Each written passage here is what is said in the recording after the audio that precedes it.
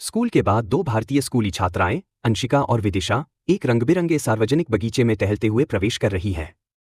अंशिका, जो छोटी है और उसकी पोनीटेल बंधी है, एक पानी की बोतल हाथ में लिए हुए है। विदिशा, जो लंबी है, उसकी दो चोटियां बंधी हैं और वह कलाई पर घड़ी पहने हुई है। दोनों नीले रंग की स्कूल यूनिफॉर्म पहने हुए हैं और खुश और सहज दिख रही हैं। बगीचा फूलों, पेड़ों और पत्तियों से छनकर आती धूप से भरा हुआ है। अंशिका और विदिशा बगीचे के रास्ते के पास एक झाड़ी के नीचे पड़े एक घायल सफेद कबूतर को देखती हैं। अंशिका चिंता भरी बड़ी आंखों के साथ घुटनों के बल बैठ जाती है, जबकि विदिशा झुककर धीरे धीरे उस पक्षी को गौर से देखती है।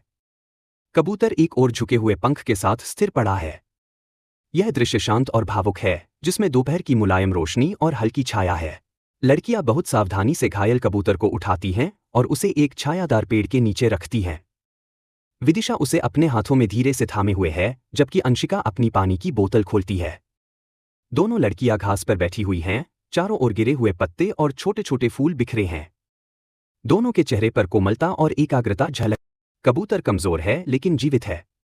अंशिका धीरे धीरे पानी को एक पत्ते या बोतल की ढक्कन में डालती है। विदिशा कबूतर को अपने पास रखती है, जबकि वह धीरे धीरे पानी पीता है। यह पल नाजुक और भावुक है। दोनों लड़कियों के चेहरे पर आशा की झलक है। कबूतर अपने पंख फैलाता है और हवा में उड़ान भरता है। अब दोनों लड़कियां खड़ी हैं, उनकी आंखें चौड़ी हैं और चेहरे पर विस्मय है। पक्षी आधे आसमान में है, सूरज की सुनहरी रोशनी में चमकता हुआ। दोनों लड़कियां उसे ऊपर उड़ते हुए देखती हैं, उनके हाथ थोड़े ऊपर उठे हैं, जैसे उसे विदा दे रही हों।